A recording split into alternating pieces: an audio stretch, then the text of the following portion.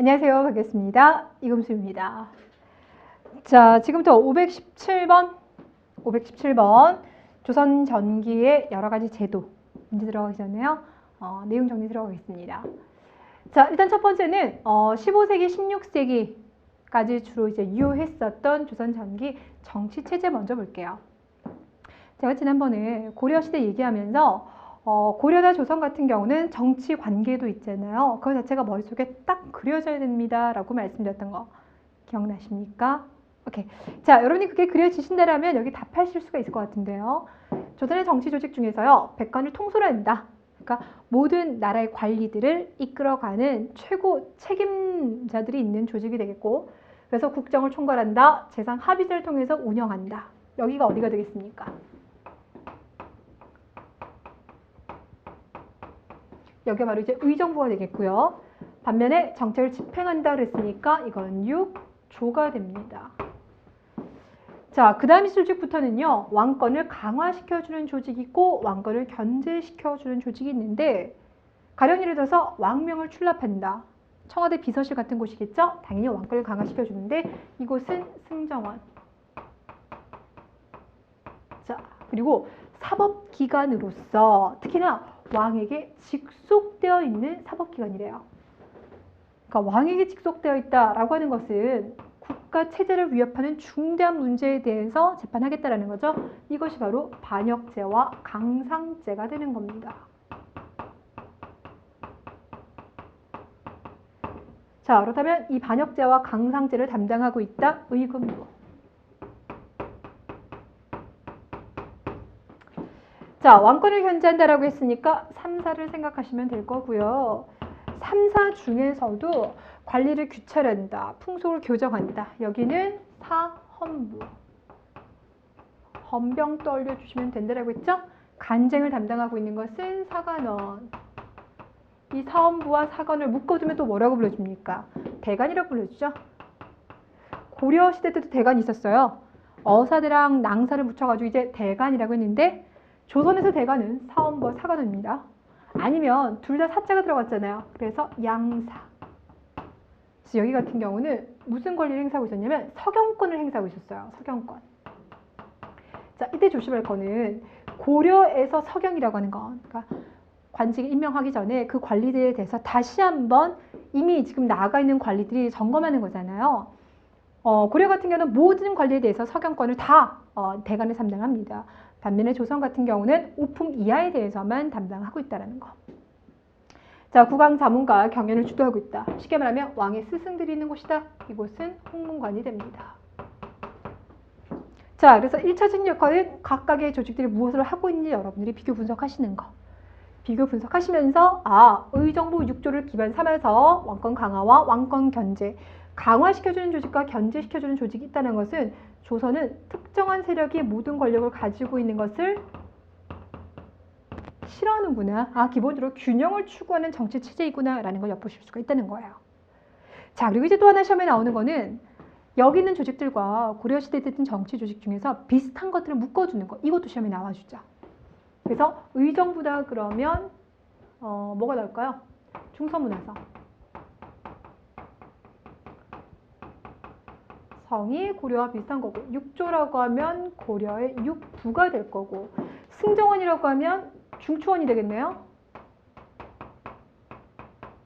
의금부는 없었고, 사헌부 역할을 해주는 건 어사대. 아까 여기도 말했지만 여기는 낭사가 되겠다. 됐나요? 자, 문제 갑시다. 517번. 이 517번 문제가 꽤 괜찮습니다. 3사에 대한 설명으로 옳은 것은 1번 사관원은 시정을 논평하고 모든 관원을 감찰하며 풍속을 바로잡는 일을 한다 라고 했는데, 지금 이거 풀어 쓰고 있는 거죠.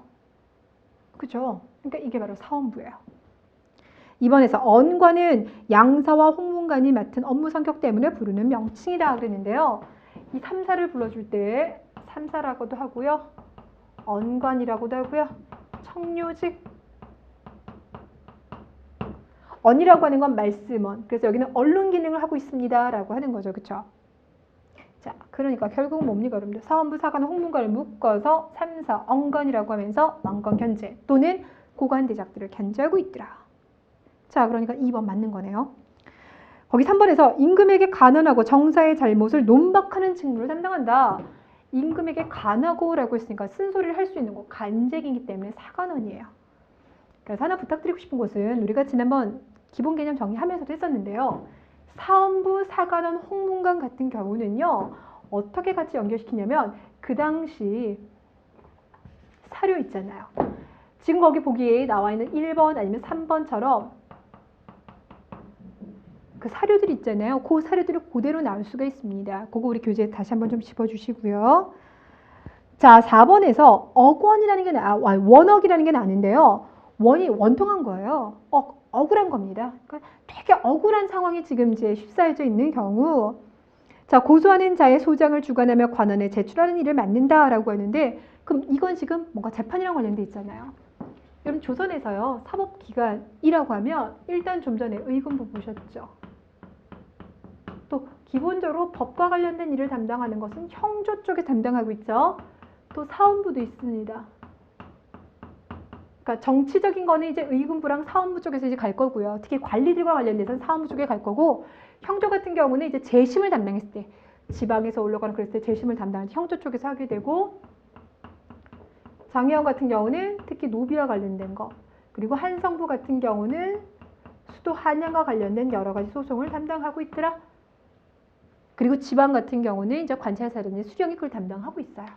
자, 그러니 거기서 고소하는 자의 소장을 주관하며 관원에 제출하는 일을 맡는다라고 얘기했으니까 사법기관에 해당해야 되는데 그 어떤 조직에도 해당하지 아니하죠. 홍보가 아니죠. 그래서 답이 틀린 겁니다. 그래서 거기는 이제 사헌부 넣으시면 답이 되겠고요. 자, 518번. 이거 문제 뭐 너무나 쉽죠? 자, 거기 이제 두 번째 보면 오품 이하의 관리를 임명할 때는 인물의 경력, 신분 등을 조사해서 라고 했습니다. 공무원 신분조사 들어가는 거 똑같은데 서경인 거고요. 임금에게 이제 간언하거나 잘못된 정책을 비판한다. 간쟁인 거고, 잘못된 왕명을 시행하지 않고 되돌려 보낸다 라고 했으니까 봉박인 겁니다. 그쵸? 그러니까 답이 4번이 되는 거고요. 520번도 되게 쉬운데 3사의 관원을 우대한다. 이것을 거치면 특별한 문제가 없는 한 고의지를 승진할 수가 있더라. 어딥니까? 3사잖아요. 그렇죠? 그럼 그와 관련된 곳이라고 했으면 1번 외교문서를 담당하는 곳은 승문원이라는 곳이에요. 승문원. 그래서 안 되고 2번 관리의 비리를 감찰한다 라고 했으니까 사헌부죠. 답이 그래서 2번이에요. 3번에서는 승정원을 말하네요. 4번에서는 옥세를 관리한다. 이거 주목해 주시면 되는데 이거 이제 2조. 왜 우리 그 각조 안에서도요 소가문이 있었잖아요. 거기 소가문에 해당하는 상서원이라는 곳입니다. 상서원. 여러분 이거 외우실 필요는 없는데요. 상서원이라고 하는 곳입니다. 2조의 소가문에 해당하는 상서원이더라. 자, 21번, 22번 문제, 23번 문제는 여러분들이 다 이건 뭐 푸실 수가 있는 문제니까요. 요건 제가 패스하도록 하고요. 524번 한번 가볼게요. 옳지 아니하는 것은 1번 6조는 각 조마다 속사와 속아문을 두어서 직능별로 행정을 분담하였다라고 했는데 아까 상서원은 어디 속해 있다고요? 2조에 속해 있는 소가문에 들어간다라고 했잖아요. 그거 맞는 소리죠. 그죠? 자, 그러니까 됐고 2번에서 의군부는 고려 말에 순군부를 개편한 왕 직속 상설 사법기관입니다. 라고 했습니다. 여러분들 우리 이제 뭐 순군부다, 순만소다 이거 예전에 이제 원나라 간섭기 때 잠깐 언급을 했었어요. 그래서 원나라 간섭기 때 막 수립되었던 많은 뭐 이문소라든지 여러 가지 있었는데 그 중에서 뭐 감찰의 역할을 하는 그러니까 경찰, 조사 이런 역할을 담당했던 곳이라고 했었습니다. 그러니까 상설 사법기관 맞는 거고 또 눈에 띄는 것은 왕 직속이라는 표현도 맞는 거고요. 3번에서 승정원은 왕명의 출납을 담당한다. 도승지 이하 육승지가 6조를 분담하였다. 사극 같은 데 보면 왕 맨날 불러요. 도승지 들어라, 뭐 들거라 이렇게 얘기하면 도승지가 막 문 열고 들어오잖아요. 그러니까 청와대 비서실장에 해당합니다. 그리고 우리 기본적으로 이제 정부 조직이 6조로 가죠. 자, 그러다 보니까 업무를 나눠 맡아야 되니까 승정원은 6개 조직으로 쪼개지고요. 우리 지방 같은 경우도요. 향리들이 6개 조직으로 나눠서 활동을 합니다. 육방에 소속돼 있다. 이렇게 연결시키시면 되겠네요. 자, 4번에서 왕은 오프미와 당하간을 임명할 때 의정부의 재산과 이조 판서의 동의를 얻어야 된다. 여러분, 오프미와 관리를 임명할 때 서경권 누가 행사하는 겁니까? 대간 또는 양사에서 서경권을 행사합니다. 그러니까 사원부와 사관원이라고 해줘야 돼요. 답이 그래서 4번이에요. 은근히 좀 어려웠죠? 자, 525번. 자, 거기 일단 기억은 국정을 총괄한다고 했으니까 이건 이제 의정부에 해당하는 거고, 니은에서는 행정을 담당하는 이라고 했으니까 6조, 디귿에서 언론기관이라고 했으니까 3, 4, 리을은 중요 범죄를 담당한다라고 했으니까 어디 갔습니까? 리을. 오케이, 의군부. 자, 그럼 1번. 왕권이 강해졌을 때는 기억이라고 했는데, 왕권이 강해졌을 때 기억이. 약해지면 니은이 국정 운영의 중심 기구가 되었습니다. 기억과 니은인데, 왕권이 강화됐을 때는 6조 직계제죠? 반면에 이제 6조 직계제보다 왕권이 약할 때는 의정부 서사제니까 순서 바꿔주셔야 되고. 이번 디귿은 이랬는데, 디귿은 3, 4. 고려의 3, 4와 조선의 3, 4는 다른 거죠. 그러니까 아닌 거고. 3번에서 포도청으로라고 했는데 의군부입니다. 틀리고요. 4번에서 디귿은 권력을 견제하는 쪽이고, 그죠? 견제 쪽이고, 이쪽은 강화시켜주는 쪽이더라. 이게 답이 4번입니다. 자, 그리고 이제 526번. 경찰시험 문제가 가끔, 뭐 이런 거 참 잘 안 내는데, 문제가 나왔다 싶은 것들이 경찰 쪽에서 가끔 나오는 게 있어요. 그러니까 법원직은 수능 스타일, 그리고 기상직 쪽도 요즘 수능 스타일이 많이 나오는데, 경찰 쪽 같은 경우는, 이런 거 나왔네? 싶은 게 있는데요. 지금 뭐가 나왔냐면, 중앙기구에 장관을 지금 물어보고 있습니다. 의정부 같은 경우는 명의적인 짱인 거고, 6조 같은 경우는 장관을 판서라고 불러주고, 승정원은 도승지들라라고 한다 그랬죠.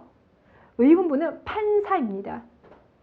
사원부 대사원, 사관은 대사관, 홍문관 대제학인데, 이거 어떻게 외워요? 안 외워지시죠? 그쵸? 이거 사극 맨날 본다 하더라도 외울 수 있는 게요. 이거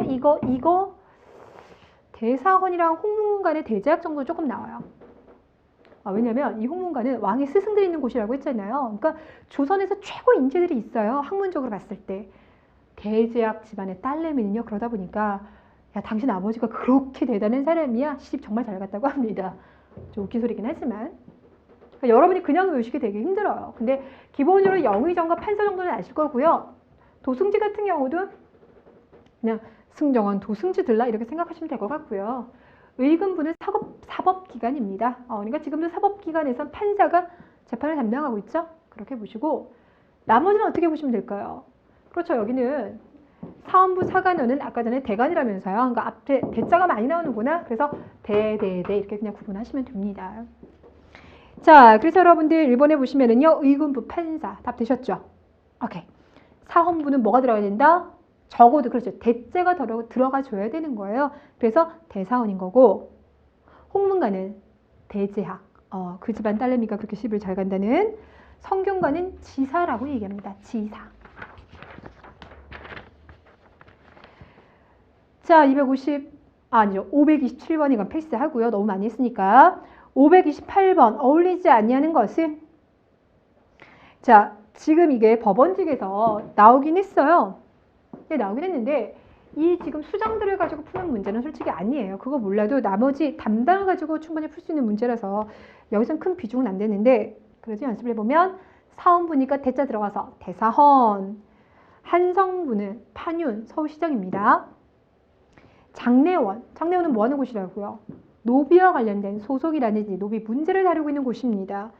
근데 거기서 산송, 예송이라고 있습니다. 예법 문제, 그리고 묘지 터 문제. 상관없죠. 답이 그래서 3번이고요. 가명이라고 했는데요. 이거 도지사. 도지사가 있는 곳을 가명이라고 얘기를 합니다.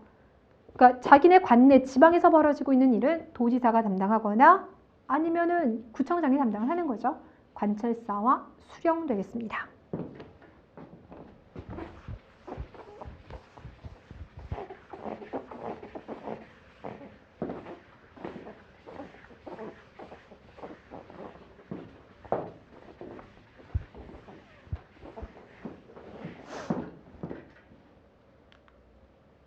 자, 이번에는 지방 쪽 볼게요.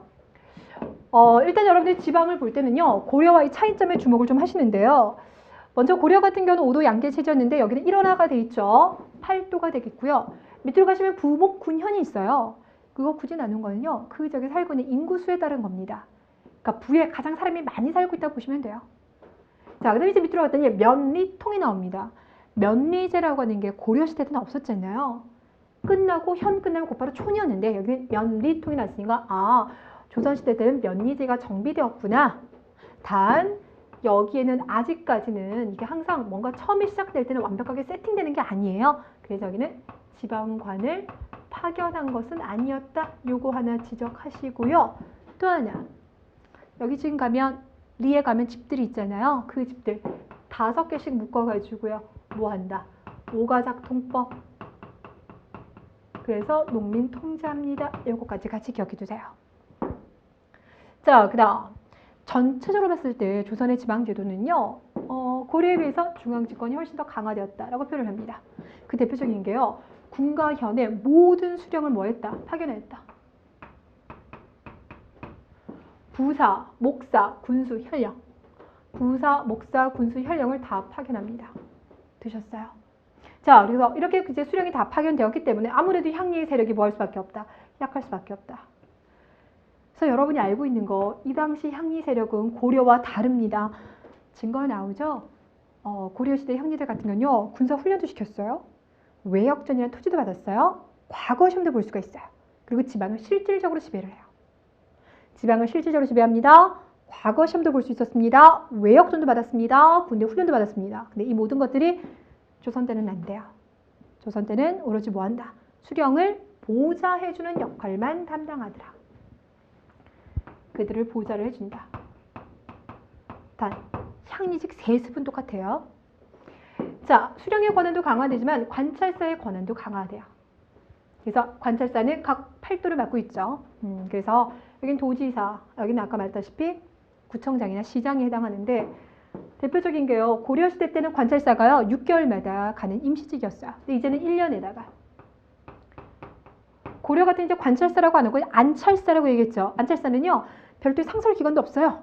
맨날 이렇게 순시만 하다 끝났어요. 근데 이제는 아까 봤다시피 가명이라고 하는 상설 기관도 설립이 돼 있어요. 뿐만 아니라 이 수령들이요. 하고 있는 일이 되게 많잖아요. 이 수령들은 보통 한 지방에 5년씩 파견 나가는데 5년 파견 나가면 가장 중요한 게요. 그 동네에 농업 발전시켜서 세금 걷어오는 겁니다. 행정적 기능이 있는 거죠. 거기다 그 동네에서 벌어지는 재판도 담당하죠. 그 동네 군대 훈련까지 시키죠. 이거 다 수령이 하는 거거든요. 그래서 수령이 하는 일을 파트별로 더 세밀하게 나눠봤을 때 크게 7가지다라고 해서 수령 7사 이렇게 불러주는데 관찰사 같은 경우는 행정, 사법, 군사뿐만 아니라 플러스 뭐도 아니야. 수령에 대한 뭐라고 할까요? 감찰 역할까지 갖다는 겁니다. 감찰까지. 그러니까 그만큼 관찰사의 권한이 강화되었다 이렇게 보시면 되겠죠. 자, 향부곡소는 조선시대 들어오면 사라졌습니다 라고 얘기했고요. 여러분 상피제랑 임기제는요. 누구 견제하려고 하는 겁니까? 요거 같은 경우는요. 지방관 견제예요. 그래서 지방관들 자기 고향이라든지 아니면 친척들끼리 같은 곳에 파견하지 않는다. 그리고 무한대가 아니라 1년, 5년 지방관 견제하려고 하는 거고요. 경제소를 설치한 거냐? 이건 누구를 견제하려고 하는 거예요? 지방세력. 왜냐면 지방세력들 같은 경우는 유향소라는 걸 설치하잖아요. 이 유향소를 설치하는 건요. 쉽게 말하면 각 지방에 있는 양반들. 이 사람들 불러준 게 되게 많다 그랬죠. 지방에 땅 좀 가지고 있기 때문에 제지사족. 이렇게도 얘기해 주고요. 또 이들 같은 경우는 지방에 머무르고 있죠. 이게 유향인 거예요. 지방에 머물고 있어요. 그리고 예전 뭐 고려시대나 아니면 조선시대 때 나름대로 품계는 받았던 것이 있습니다. 그래서 이걸 바로 뭐냐면 유향품관이라고 불러줘요. 품계는 한때 받았으나 현재는 관직에 나가 있지 않은 그러면서 지방에 머물고 있는 사람들 다 똑같은 말인 거예요. 그들이 만들었던 이익 집단을 유향소라고 합니다. 그럼 이제 이 사람들이 너무 지방에서 권력을 행사할 수 있으니 그들을 견제하기 위해서 지금 중앙에서 관직에 있는 사람들 중에 너 알고 보니까 지방 출신인 거지? 그러면 니네 동네에 네가 관할해. 이러면서 중앙에 있는 관리 뽑아다가 이 경제소라고 하는 기구에 거기 같이 임명하는 거예요. 여기다가 지방 향리의 아들들이 또 중앙 인질 같은 걸로 오는 겁니다. 이걸 바로 경절이라고 해요. 되셨어요? 예전에 기인제도 비슷한 겁니다. 경절이라고 해서 그들이 오면 그들이 이제 지방에서 오는 세금 업무 담당해 주는 겁니다. 그래서 이러한 경제소를 통해서 지방들을 견제시키는 거예요. 되셨죠? 자, 그러면 일단 지방제도부터 먼저 볼게요. 530번 가겠습니다. 조선의 지방행정제도에 대해서 옳지 아니하는 것은 1번 관찰사가 1년이었으니까 360일 정도 맞죠? 수령은 5년이었으니까 계산해보면 대략 1800일 정도 맞고 2번 향리들 같은 경우는 세습직이죠. 단 토지는 지급하지 않는다고 했고 3번에서 면리자가 형성이 됐으나 아직 완벽한 건 아니에요. 조선 초기 때 처음 등장했으니까 아직 완벽한 건 아니고 4번에서 평안도와 함경도의 지방에는 토관이 임명되었으며 이들은 이품까지만 올라갈 수 있다. 토관제. 기본적으로 조선에서는 상피제이기 때문에 그 동네 사람은 그 동네 지방관으로 임명을 안 하나. 이 평안도랑 함경도 지역 같은 경우는 세종대왕 시기 때 국경선 완성하면서 완벽하게 우리 땅으로 이제 다 들어오는 거잖아요. 그렇기 때문에 이제 그 시대 같은 경우는 이 지역에 있었던 원래 세력가들을 관리로 임명합니다. 이걸 바로 토관제도라고 했어요. 관리는 관리인데 토착 관리 되셨어요. 단 이들은 5품 이상은 못 올라갑니다. 5품이에요. 2품이 아니고 5품이고요. 자, 5번에서 향리를 서울에 파견하여 그 지역의 공부를 수납하도록 한 경절이 제도 되셨습니까? 오케이. 자, 532번 갈게요. 조선시대 통치체제입니다. 옳은 것은 기억. 여러분들 설마 기억은 안 틀렸을 것 같아요. 여러분, 의군부는요, 왕 직속 사법기관입니다. 사극 같은 데 보면은요, 의군부에서요, 그 신문할 때 있잖아요. 그러면 결국 마지막에 누가 나오냐면 왕이 직접 나옵니다. 그죠? 그래서 국문을 하잖아요. 자, 새 의정의 결정으로라고 했습니다. 그러니까 영의정, 좌의정, 우의정 아니에요. 자, 의군부는 기본적으로 왕명에 따라서 신문을 합니다. 자, 그렇기 때문에 기억은 틀렸어요. 사헌부는 헌병의 역할처럼 하니까 관원 감찰인 거고 간원은 간제인 거니까 이거 맞는 거고. 디귿에서 왕명의 출납을 담당하는 비서에 있으니까 승정원이죠. 승문원은 외교문서 담당. 리을에서 모든 군현의 수령을 파견한 거 맞고요. 유양소가 각 군현에 설치된 거 맞아서 답이 2번 되겠습니다. 자, 그 다음에 봤을 때는 533번은 여러분이 다 맞으셨을 것 같으니까 이거 패스하고요. 교육과 과거 쪽 넘어가 볼게요.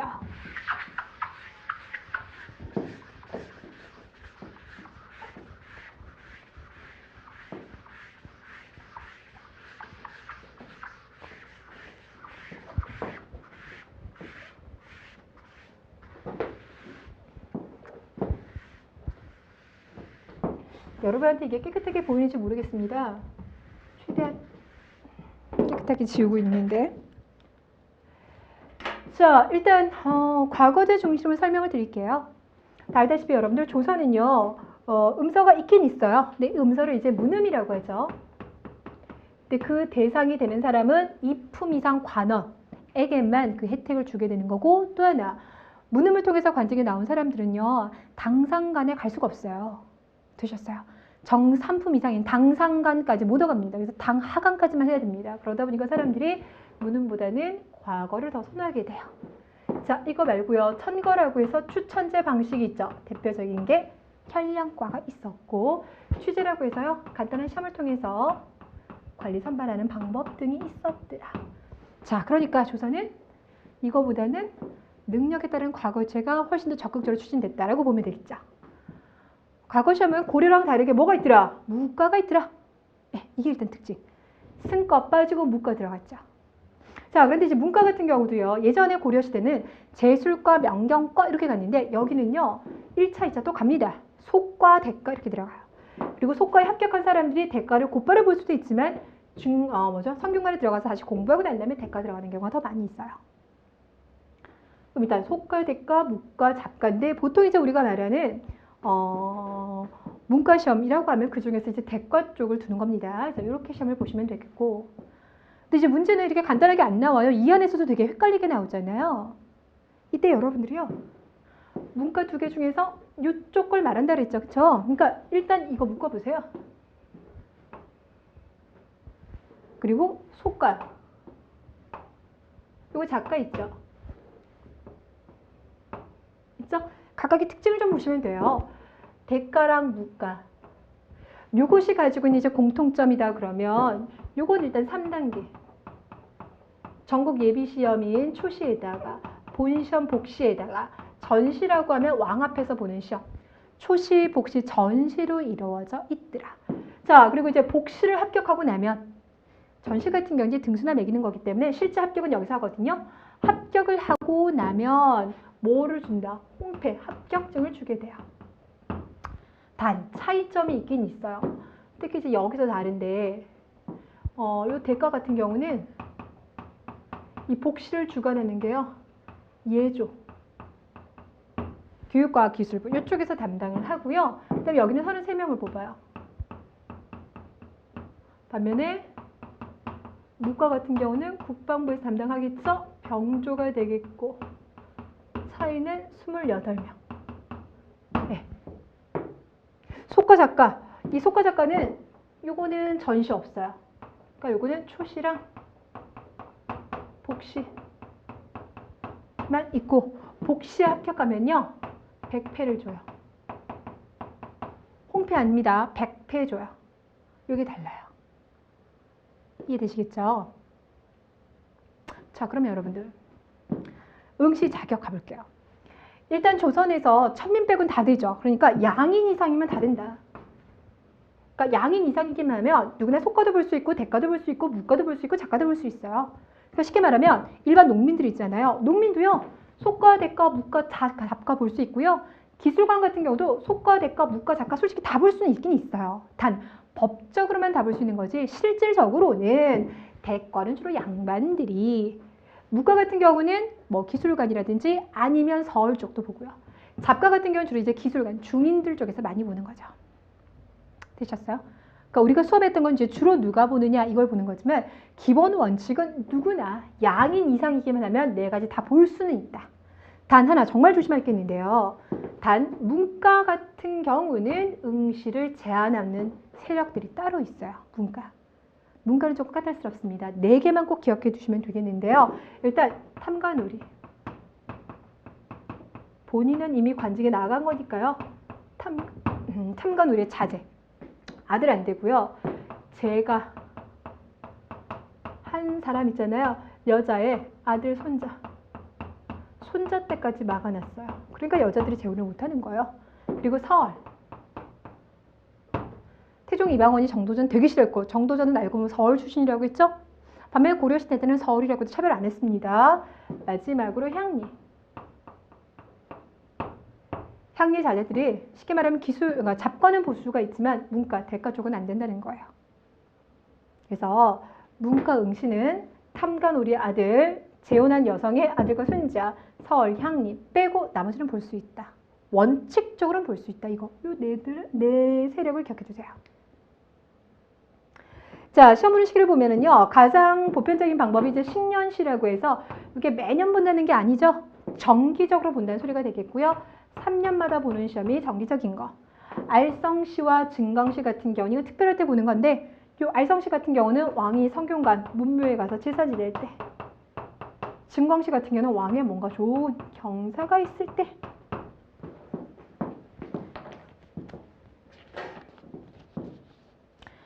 자, 그러면 거기 534번 이거는요 한국사 능력 검정시험 문제가 되겠는데 문제 조금 어려웠을 것 같아요. 왜냐? 1번 성균관은 원칙적으로요 생원과 진사에 합격한 사람에게 자격이 주어졌다. 예. 속과와 대과 사이에 뭐가 들어간다고요? 성균관이 들어간다고요. 그래서 속과 대과에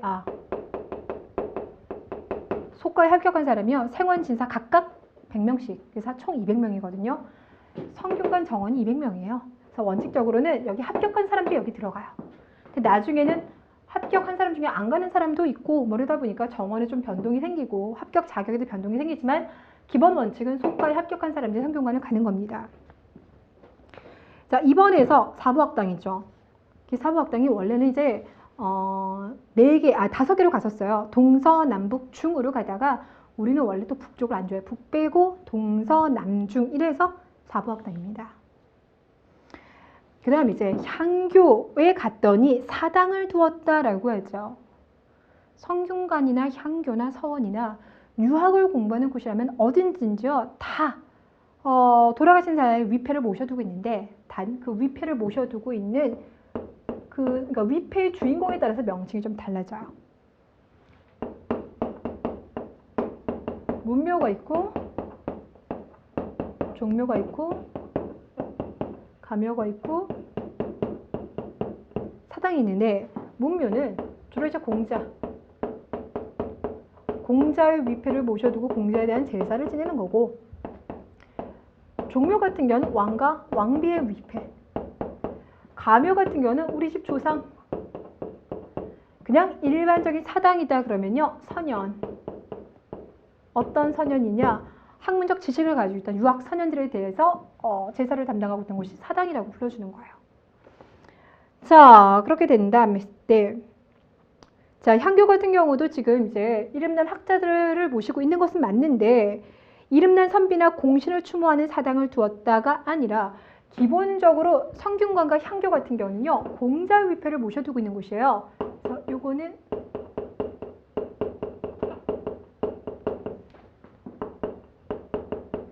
향교가 되겠고요. 일반적인 사당을 가지고 있는 것은요 서원이에요. 서원. 뭐 이황을 제사 지낸다. 뭐 또 누가 있을까요? 안양을 제사 지낸다 이런 것이고요. 성균관이나 향교 같은 경우는 나라에서 세웠기 때문에 일반적인 유학자가 아니라 주로 공자를 중심으로 하는 위패를 모셔두고 있는 것입니다. 그러니까 이름난 선비라는 표현이 이제 틀린 거예요. 공신 이런 것도 틀린 거죠. 됐을까요? 자, 그 다음에 이제 535번 과거제도 잘못된 것은 일단 1번 지방의 각 행정단위의 6방의 과거 출신자들을 파견하였다 그랬는데 6방은 향리가 소속되어 있는 거죠. 그렇죠? 그 향리 중에 대표적인 게 이방이 있습니다. 이방. 그러니까 답이 1번이 되겠고 고려나 조선이나요. 문무가 완벽한 규정을 이루지 못하고요. 그래도 문신이 조금 더 우대됩니다. 고려는 그 간격이 워낙 좀 컸고요. 조선은 좀 메꿨다고 하지만 그럼에도 불구하고 문신들이 주도해요. 왜 그럴 수밖에 없냐면 성략을 워낙 강조했었던 유교 국가이기 때문인 겁니다. 자, 3번에서 음서로 관직에 나간 사람들은요. 운신의 폭이 좁아요. 왜? 그들은 당상관 안 됩니다라고 했었죠. 자, 4번에서 오품 이하의 관리들을 뭐한다? 인사의 공정성을 확보하기 위해서 그들에게 뭡니까? 심사에 들어가는 거죠. 이걸 바로 서경이라고 얘기했었고요. 자, 이번에는 537번 가볼게요. 다음과 관련이 있는 시험 속과 대가로 나뉘었습니다. 라는 것으로 이미 알 수가 있는 거죠. 그래서 이제 문과 시험이 되는 건데 1번에서 3년마다 하는 거고요. 2번에서 33명을 선발한다 그러는데 33명을 선발하는 건 복시. 여기네요. 여기 복시. 이건 지방에서 이루어지는 이제 예비시험인 거고 이게 본시험이 되겠고 이건 임금님 앞에서 33명 중에서 다시 또 등수 매기는 시험인 거예요. 자, 그러니까 2번은 복시고 3번에서 주로 응시했다라고 했으니까 당연히 이제 양반들이 되겠죠. 4번에서 재혼한 사람의 그 여자의 아들과 손자까지도 응시 불가능합니다. 손자. 맞죠? 답이 그래서 4번이고요. 생원시 합격으로 관리될 수 있어요. 하급관리. 되셨어요? 하급관리 가능합니다. 생원날이 진사날이 이렇게 얘기하니까요. 자, 539번 옳지 아니하는 것은 1번. 문과는 법적으로 양인에게 응시 가능하다. 하지만 실제로는 생원 진사시험 합격하고 난 다음에 성균관 갔다가 대과시험 보는 거죠. 2번. 과거 이외에도 2품 이상의 관리의 자제들은 문음이란 방법을 통해서 나가는데 문제는 이 사람들 나가봤자 뭐가 안 된다? 당상관 못 올라가요. 정3품에 당상관 못 올라갑니다. 답이 그래서 2번. 그다음에 뭐 나머지 두 가지는 문제가 없을 것 같고요. 540번 볼까요? 1번에서 문과 같은 경우는 초시, 복시, 그 다음에 왕 앞에서 보는 전시. 이거는 안 틀렸을 것 같고. 두 번째, 그러니까 왜 이런 문제가 나왔는지 몰라요. 문과는 몇 명? 28명. 그쵸? 답은 일단 2번이 되겠고요. 3번에서 속과 합격하고 난 다음에 꼭 관직 안 나가도 된다. 하급 관리 가면 되는 거예요. 나는 당상관에 꿈 없다. 난 당하관 쪽에만 관심 있다. 그러면 속과 보시고 관직 나가시면 되고요. 4번에서 기본으로 시험은 다 뭐라고요? 3년짜리라고요. 그게 문과도 그렇고 문과도 그렇고 잡과도 똑같습니다. 자, 그러니까 기술관을 뽑는 잡과는 3년마다 치러졌다. 됐죠? 자, 542번. 자, 이게요. 2010년도 나왔는데 지금도 여전히 학생들이요. 이거 왜 답이 안 되는지 되게 많이 헷갈려하는 문제입니다. 그렇다고 해서 이게 답 없음으로 처리된 건 아닌데요. 먼저 가를 보면 진수는 문과의 속과에서 떨어졌지만 성균관에 입학하였다 이렇게 되어 있습니다. 속과에 떨어졌지만 그러니까 이 친구는 여기도 못 간 거예요. 여기 있어요. 그러면 성균관은 기본적으로 속과에 합격한 사람들이 들어가는 곳이라고 그랬죠. 되셨어요? 때로는 여기 속과 합격 안 하고요. 뭐 예를 들어서 서원에서 공부하고 곧바로 뭐 들어가는 경우도 있긴 있어요. 근데 그런 경우는 어떤 경우가 들어가냐면 성균관에 지금 학생이 다 안 찼을 경우. 아주 예외적인 상황인 거예요. 이해 가실까요? 예, 그래서 일단 가가 아닙니다. 이걸 이제 하재생이라고 하는데요. 성균관은 기본적으로는 속과에 합격한 사람들이 그 대상입니다. 네, 그래서 아주 극도의 예외 상황은 여러분들이 기억하실 필요가 없기 때문에 이런 거 같은 건 기억해야 되지만 나머지 경우는 언급 안 했을 경우는 기억하지 않아도 된다는 겁니다. 그래서 가가 답이 안 되고요. 나, 영우는 양반이 아니었지만 과거에 합격하여 현령이 되었다. 양인 이상이면 뭐도 볼 수 있다? 문과 볼 수 있다. 가능성이 희박할 뿐인 거지 법에서 금지한 대상에 들어가는 건 아니니까요. 이거 나는 맞는 거예요.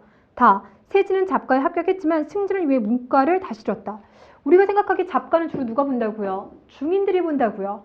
기술관들, 그쵸? 아니면 서얼들이 봐요. 왜냐면 서울대 같은 경우는 문과를 못 보니까 이거 아니면 이거 보는 거예요. 그래서 이들 같은 경우는 보긴 하는데 그럼 특히 이제 이 기술관들은 작가를 보는데 근데 거기 봤더니 승진을 위해서 문과를 다시 치렀대요. 이들도 그럼 당상관이 안 되기 때문에 문과, 그중에 대과를 볼 수 있다는 소리입니까? 대과에 여러분 기술관 안 된다는 거 없잖아요. 원칙적으로는 없어요. 거의 실현이 잘 안 됐을 뿐인 거지. 자, 그러니까 다 맞는 거죠. 원칙적으로는 그들도 볼 수 있습니다. 그래서 맞는 겁니다. 라, 병선은 서원에서 치르는 알성시라고 했는데 알성시는 성균관에서 치릅니다. 답이 3번이에요.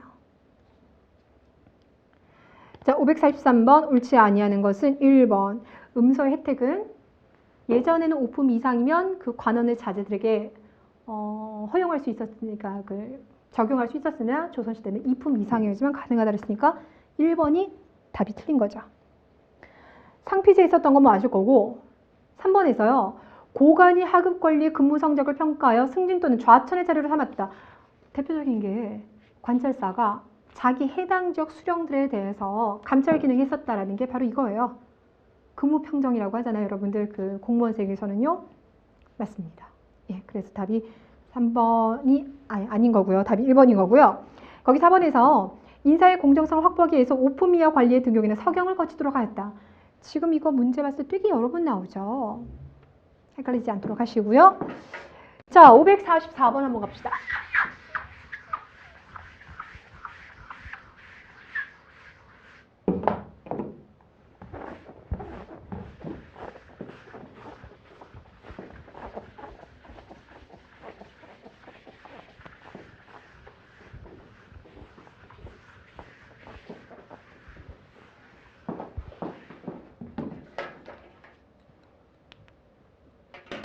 자, 544번부터는 군사제도인데요. 일단 조선에서는 누구 이상이면 군대 가야 된다. 평민 이상이면 군대 가야 됩니다. 이걸 바로 이제 양인 개병제라고 하죠.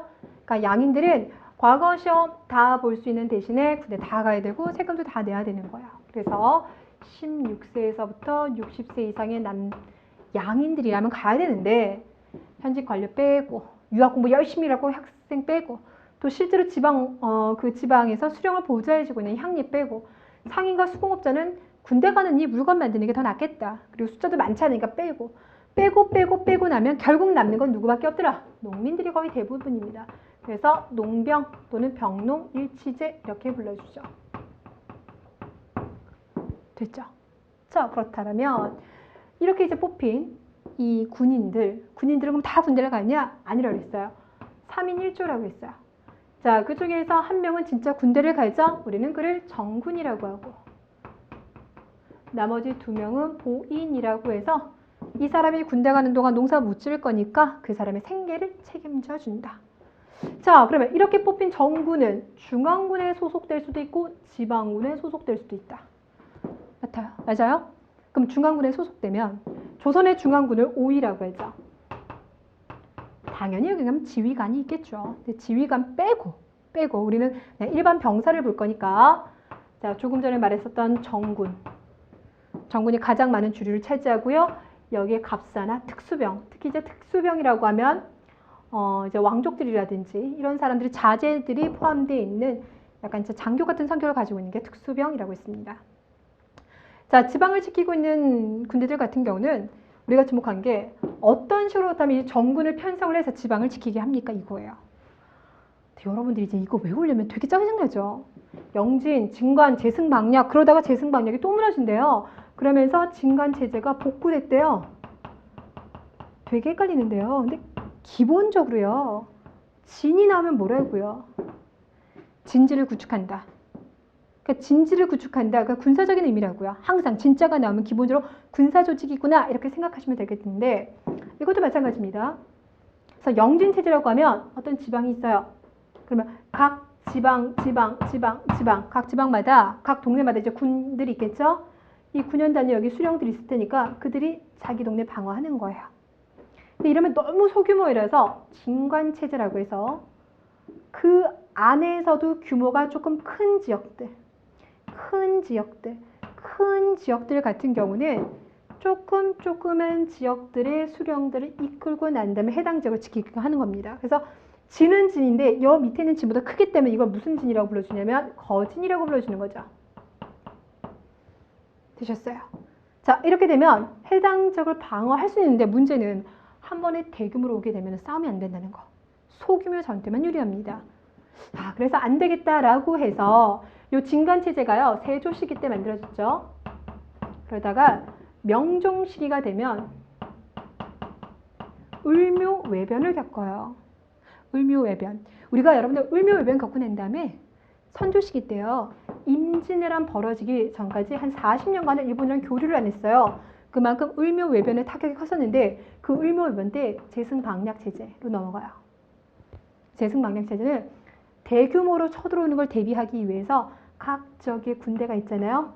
그럼 사건이 터진다. 그러면 약속한 지점으로 군대를 다 끌고 모이는 겁니다.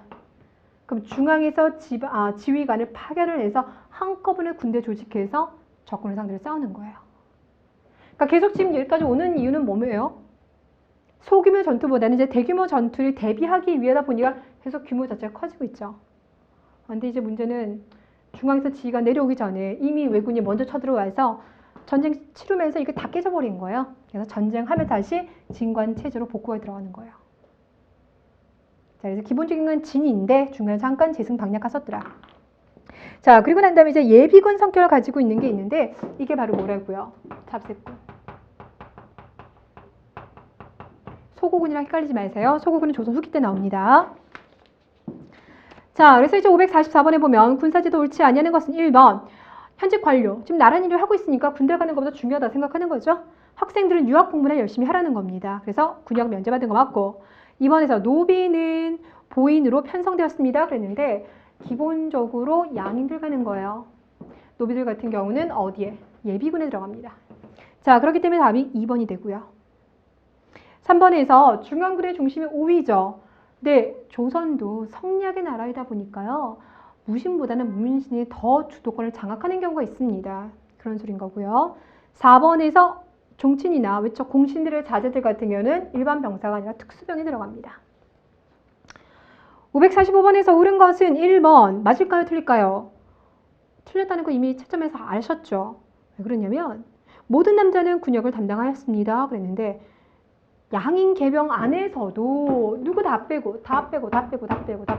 빼고인 거죠. 그러니까 모두는 아니에요. 거의 농민 위주로. 그래서 1번이 틀렸습니다. 2번에서 현직 관료와 학생은 군역이 면제되었다. 바로 위에 똑같은 거죠. 그쵸? 3번에서 갑사와 특수병만년이죠. 이거는 이제 직업군인이에요. 지금으로 말하면 하사님, 상사님 이런 분들인 거고요. 특수병은 어차피 왕실 종친이라든지 아니면 공신의 자제들이기 때문에 그렇게 또 열심히 많이 안 싸워요. 숫자가 많지도 않아요. 중심축은 일반 병사들 아니겠습니까? 이게 우리나라도 일반 병사들이 제일 많은 거죠. 자, 그러니까 거기서 뭐뭐만 이게 틀린 거고요.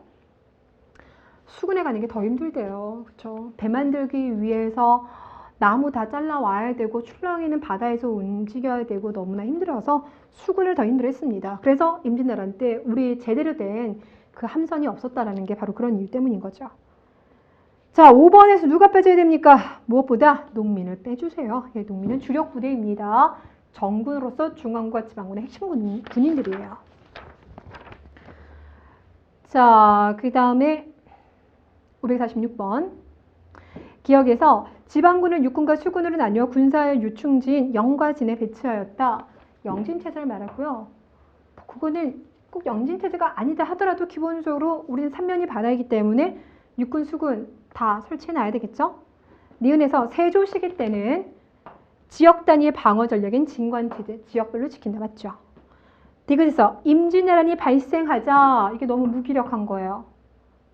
부산에서 한양 오는데 18일밖에 안 걸렸잖아요. 이게 다 깨졌다는 소린 거죠. 전쟁하면서 진관체제 다시 복구.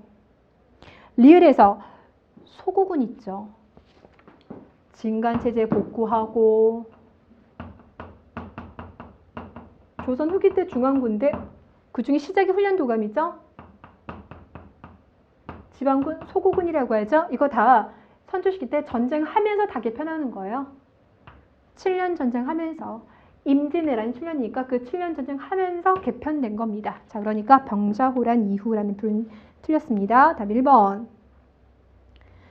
자, 547번에서 가체제. 자, 가체제. 두 번째 줄 보시면 16세기 후반에 이르러 나체제가 수립되었으나 외란 중 큰 효과를 거두지 못하다 다시 가가 복구되었습니다. 라고 했으니까요. 제승방략체제가 나가 되는 거고 다시 복구한 진관체제가 가가 되는 거예요. 그쵸? 일단 기억에서 유사시에 필요한 방어처에 각 지역의 병력을 동원하여 중앙에서 파견된 장수와 만난다라고 했으니까 이건 나와 관련된 거고. 니은에서는요. 무엇보다 진에 주둔하여 국경 수비를 담당하였습니다. 라고 얘기했죠. 이거 주진군이에요. 주진군. 어디에? 오도 양계에서 양계, 고려 양계에 파견되던 주진군입니다. 되셨어요. 그래서 틀린 거고요. 디귿에서요. 양반에서부터 노비까지라고 하면 이건 소고군입니다. 양반에서부터 노비까지 소고군. 왜 잡세꾼이 아닌데요? 잡세꾼은요. 전직관리만 들어가요. 차이가 왜냐면 전쟁하는 중이잖아요. 나라가 망하게 생겼는데 양반이 빠지는 게 웬 말이냐? 양반에서부터 노비까지. 됐죠? 리을에서 지역 단위 방위 체제로 각 도에 한두 개의 병영을 두어 병사가 관할적 군대를 장악하고 거진을 설치하여라고 했으니까 진관 맞죠? 그래서 4번입니다. 가가 리을이고 나가 기억이고. 오케이. 네, 답 4번 맞네요.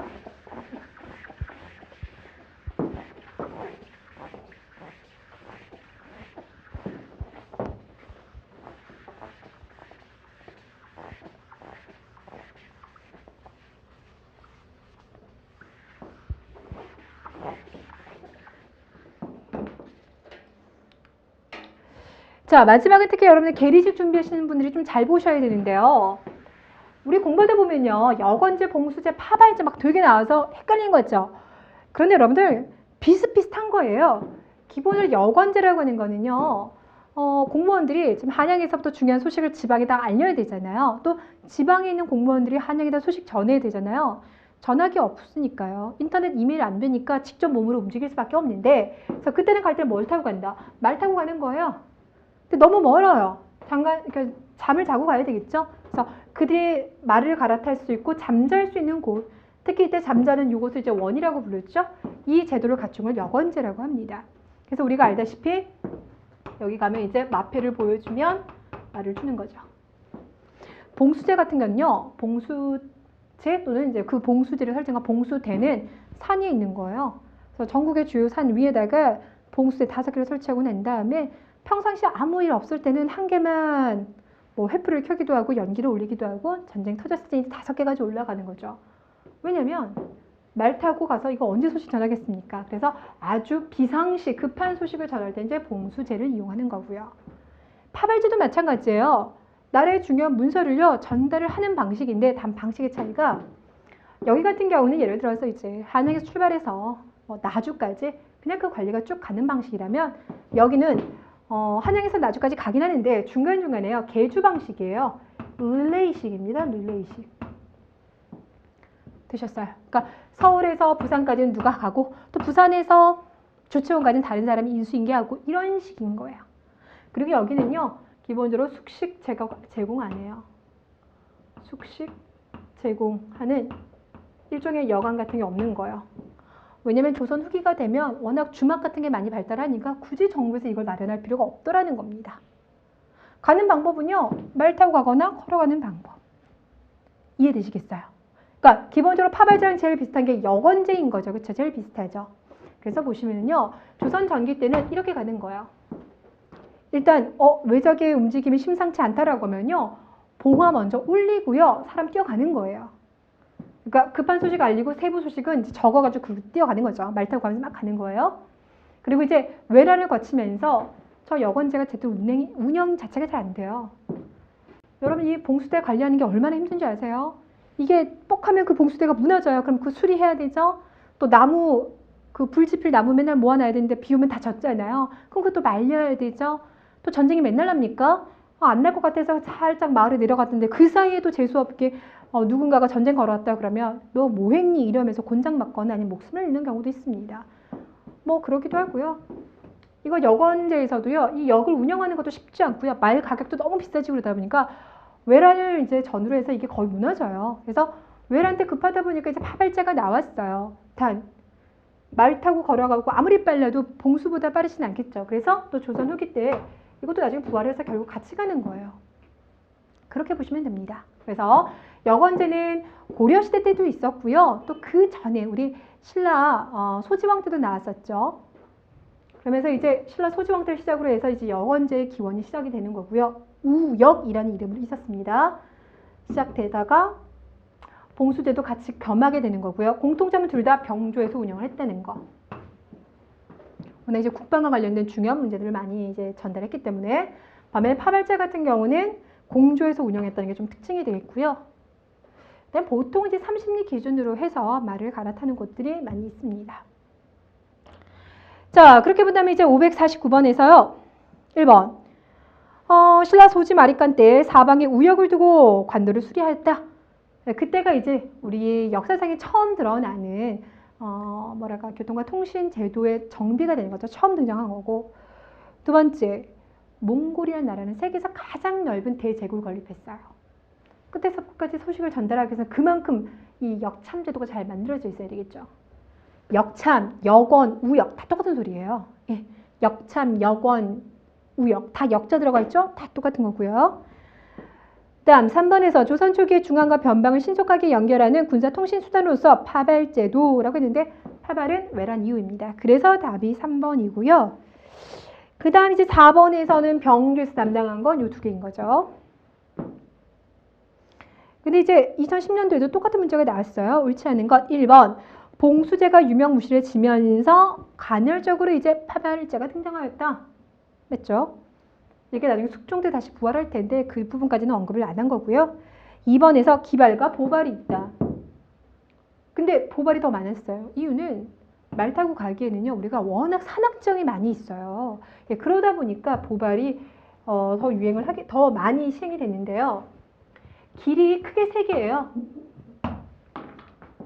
수도에서요. 평안도 가는 게 있고요. 함경도 가는 게 있고요. 부산 가는 게 있어요. 그럼 그 중에서 말 타고 가기 그나마 제일 유리한 곳이 어딜 것 같아요? 남부지방이요? 아니요. 평안도 가는 이 서도가 제일 그나마 쉬워요. 남도나 북도보다는 여기가 되게 쉬운 게 우리나라 낭림산맥에서 태백산맥 이어지죠? 또 소백산맥 이렇게 이어지죠? 여기 막 지리산도 있어요. 여기 또 함경산맥 있어요. 특히 낭림산맥과 함경산맥은 높이가 2000m가 넘는 게 그렇게 많이 있어요. 그러니까 이쪽으로 말 타고 가기 너무 어려워요. 여기 같은 경우는 막 문경세자 같은 거 있어 쉬워요. 반면에 이쪽에 산맥들이 있긴 하나 이쪽 산맥 같은 경우는 산맥이 지금 끝나는 지점들이 있기 때문에 좀 낮습니다. 그래서 우리나라 평야가 거의 다 이쪽에 지금 평야들이 많이 있잖아요. 그래서 이쪽은 서쪽 가는 길인 거죠. 평안도 가는 서쪽 길은 말 타고 가는 거고 나머지는 걸어가는 거예요. 자, 3번에서 서발, 북발, 남발이 그 소리인 거고요. 4번에서 파발이 교대하는 참은 대개 보발은 50리, 기발은 100리다. 그런데 보통 30리 간격입니다. 더 정확하게 보면 25리 내외 뭐 이렇게 있는데요. 그냥 여러분들이 30리라고 보셔도 문제 푸는데 지장이 없습니다. 공통적이죠. 자, 수고하셨습니다. 오늘은 개인적으로 좀 땀이 많이 났는데요. 여러분께서도 좀 힘드셨을 것 같아요. 충분히 쉬시고요. 조선의 대외정책에서 다시 한번 찾아뵙겠습니다.